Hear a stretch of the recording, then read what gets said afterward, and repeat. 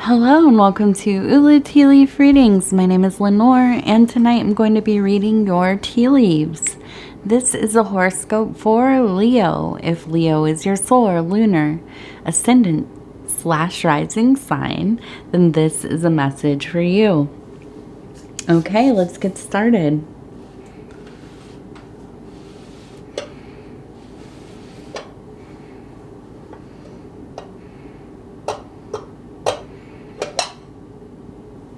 All right, let's take a look at these tea leaves and see what they have to say tonight.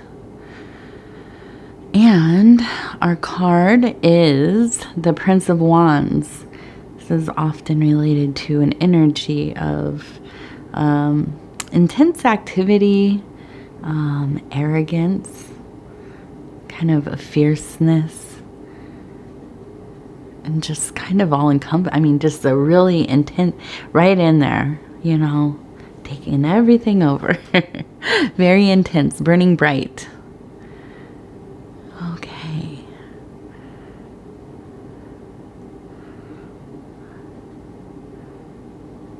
Okay, so let's see.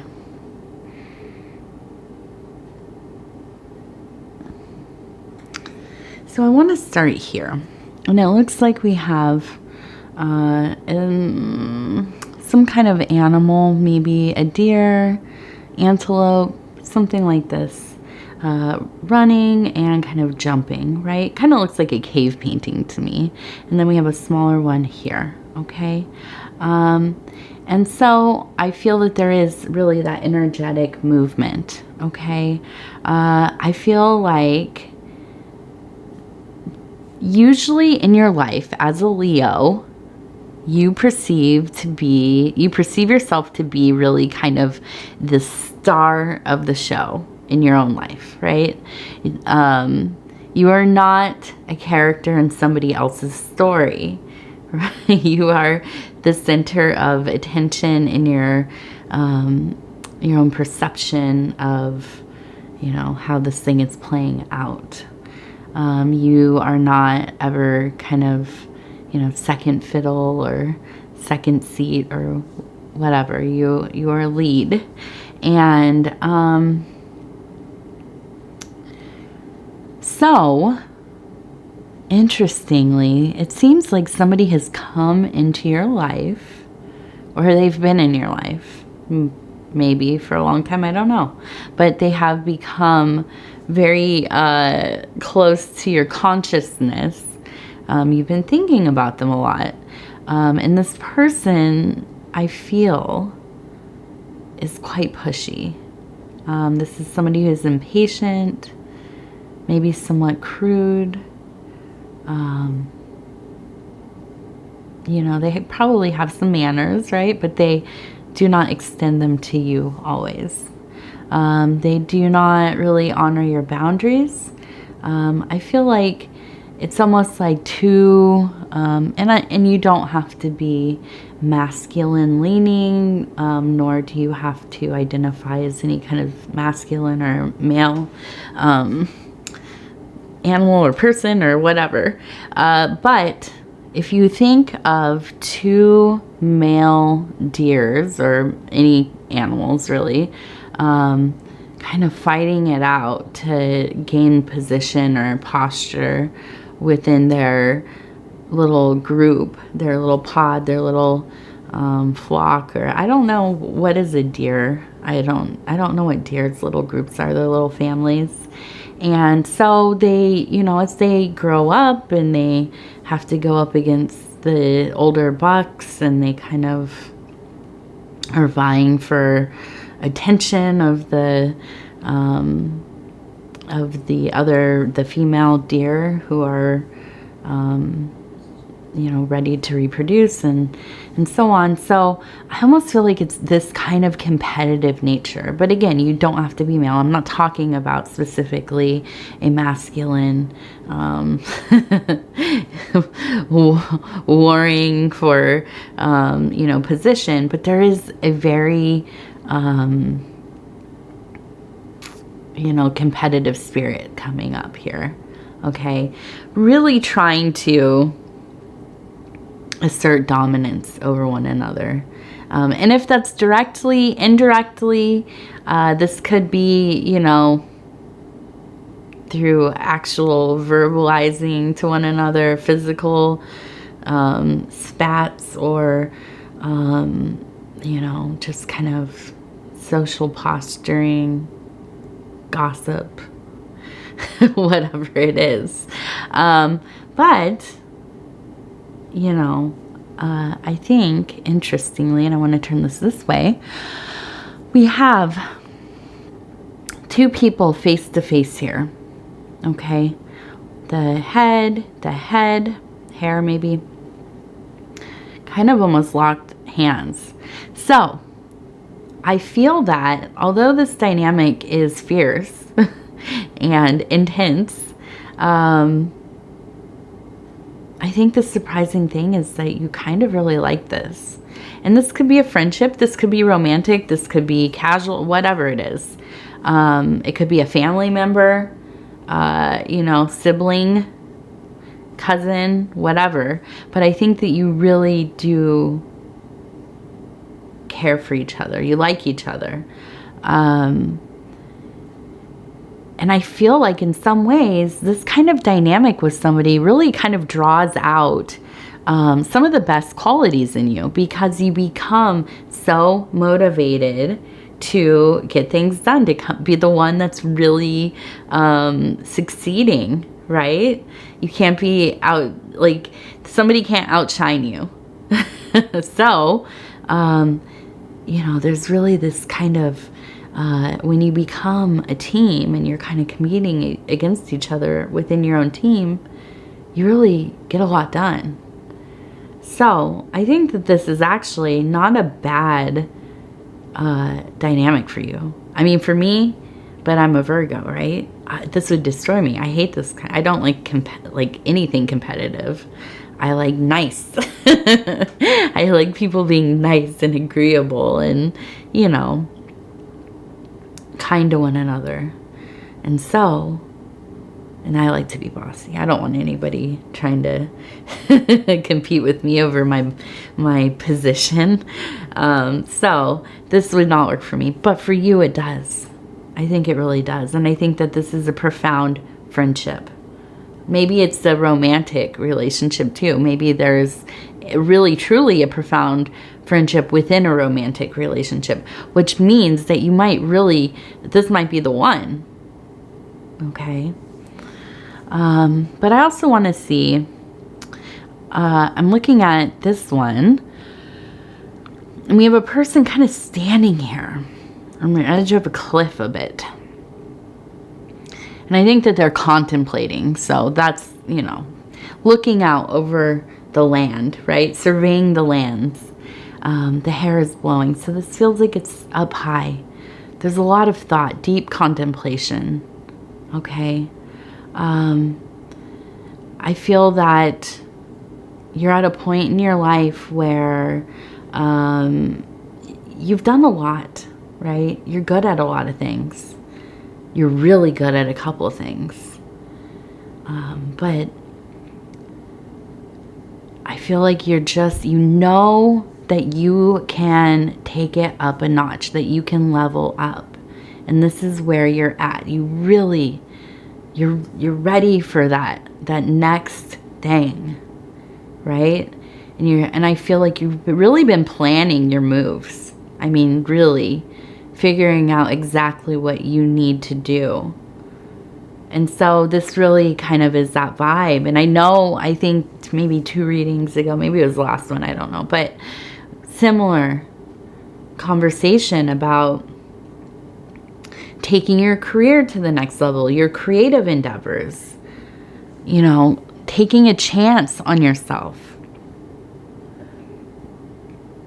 And I think within this friendship, this relationship you have going on, it's really, you know, this could help you. Now, I do want to say it's important that you're careful within this relationship, because you know, two competitive people, you have to be careful and that you don't go too far. Because I feel like if you hit that breaking point, there's no going back. And I see here, now we have the people standing together. But if you just tilt it just a little bit more, it looks like a person throwing another person over the edge. Okay, so now do I think that they're going to, you know, do you dirty, or you're going to do them dirty? I don't think so. But I do think that that's always a possibility. So I think that you need to tend this relationship, this friendship, honor it, be respectful, don't go too far, don't get greedy. Okay, I think this could be a long-term, lifelong partnership of some kind. So, mind it. Be good to one another.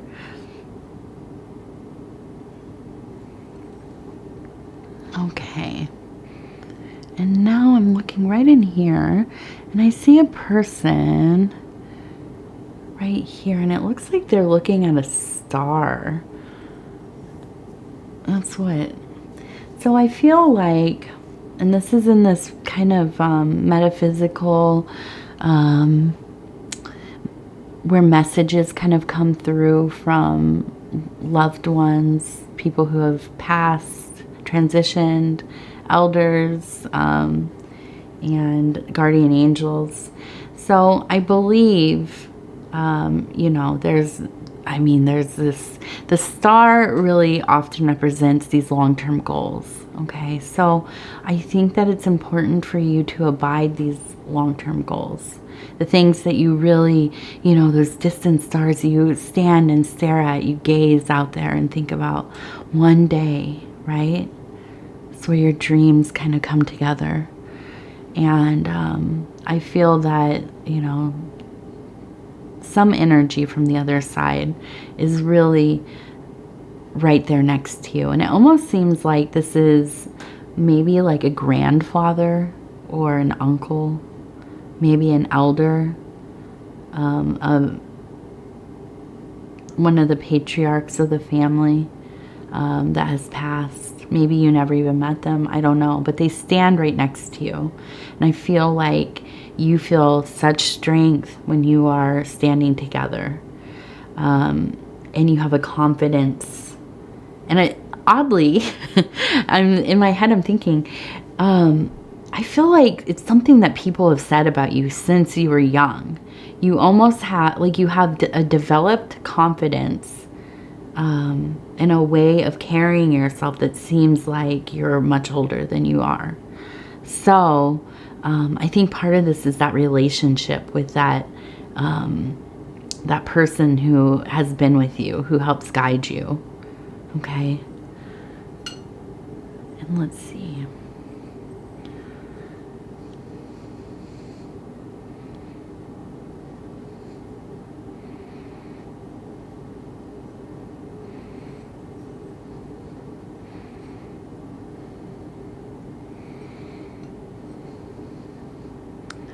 Okay, so I'm looking at this, and it feels like we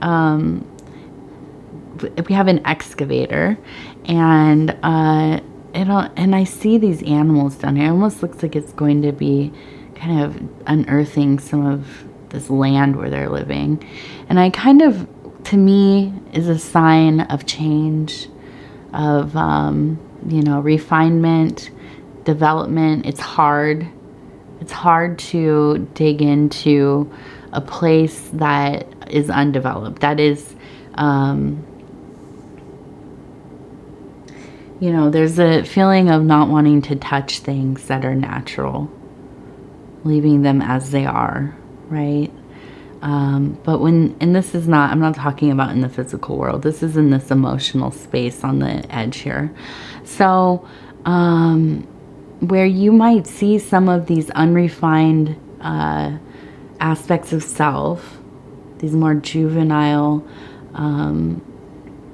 things that maybe we hold on to. And some examples might be like falling in love easily, you know, being carried away by, you know, impulse, or, you know, like not planning things out, just going off the fly. You know, you're good on your feet. Like these, I mean, and those are good qualities. But as you get older, I think we try to refine some of these things so we can, you know, further incorporate a more thoughtful sense of self. Okay. And so I feel like you really are in that place where you hold on to some of the things that you feel, okay, this is like my natural state, this authentic state. But it's not necessarily. These are parts of your personality, your coping mechanisms. And you're doing some deep self-work to really kind of become the next version of yourself.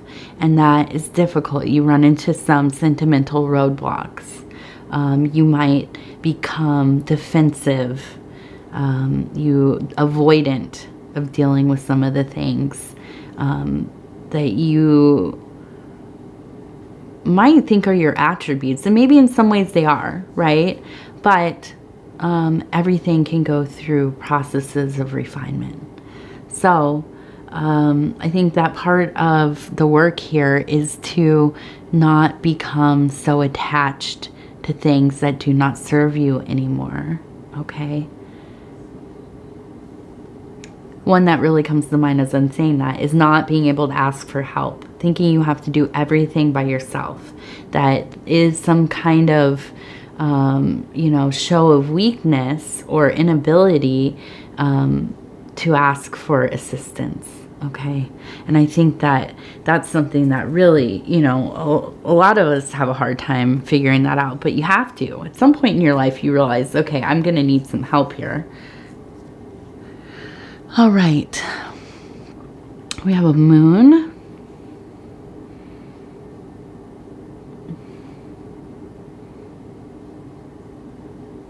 I kind of almost have this vision of kind of almost a dream or something, being kind of in a pond or a swampy area with a lot of tall grass. It's kind of it's nighttime.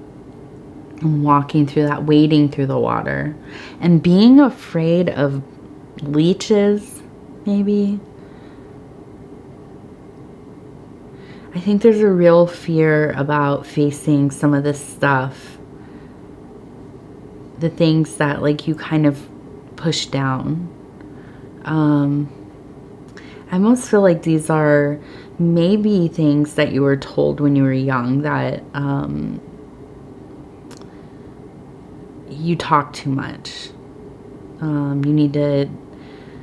You need to settle down because you're too excited about this. You know, it's just not necessarily you know, as parents, you say things like that and you don't think about it because you're in the middle of stuff and it's like, okay, hold on. You're talking too loud. We need to calm down. You're too excited right now. And you know, it's something the kids are genuinely, oh, look at this rock I found, or mom, look at this, you know, and but over time, when people talk to us, and now we're the children, when adults talk to us like that, when our siblings talk to us like that, when our peers talk to us like that, it makes us push away parts of ourselves that can be so excited about something. We kind of start to conform. Okay, I won't talk too much. I might annoy somebody. I have to make myself smaller or bigger, or you know, more agreeable or more domineering or whatever it is, right? And we push away the things about ourselves that maybe are kind of more of our default. We put them in the swamp. And so I kind of picture this time that's coming up as you are doing these refinement exercises, this integration, processing, and some of this stuff is going to come up, and I think it will be painful for you to remember how you were made to feel. And I don't think that this was necessarily like a verbal abuse or any kind of trauma really, but it is traumatic in its own way, right? These are the little traumas that kind of fracture us, little tiny fractures. And at some point as we get older, we have to kind of look at those things, don't we? And they start to pop up. And then if you have children, you start to hear yourself say them. You think, oh my gosh, I remember when somebody said that to me, that destroyed me. Right? Yeah. So I think that, you know, as you're going through these things, as you are remembering, as you are experiencing, and some of these can be very visceral memories, you know, just be kind to yourself and try to remember, you know, a lot of times people say things, they don't, you know, it's easy to become angry with our caretakers as we get older and we're like, oh my God, I can't believe they spoke to me like that. I can't believe they decided to do that. And, you know, we try to remember most of the time, unless it was very malicious, most of the time, people were trying to do their best under usually pretty difficult circumstances, especially when you're raising children. So I'm not saying to dismiss your feelings, but to try not to gain resentment during your processing of some of these things that are coming up, because that's its own kind of prison, right? So anyways, I want to thank you. I hope that this person that is quite your match, you know, I hope that that is going well. I like seeing that. I like seeing in my readings when people are kind of really connecting. It makes me happy. So I want to thank you, and if you'd be so kind as to like the video, any kind of engagement helps us get into the algorithm, and when the algorithm smiles upon us, then we get pushed out further and further, more viewers, more subscribers. So any kind of engagement, the sharing the video on social media, if you kind of watch the video for a little longer, or all the way through, I wouldn't be mad if you did, but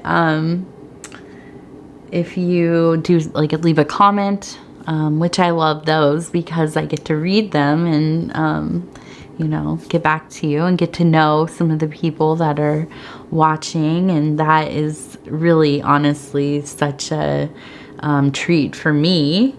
And if you haven't subscribed, please think about subscribing. You can hit the little bell. It'll let you know when the next videos are coming out. And yeah, all right. We will talk again really soon, Leo. Thank you, thank you, thank you.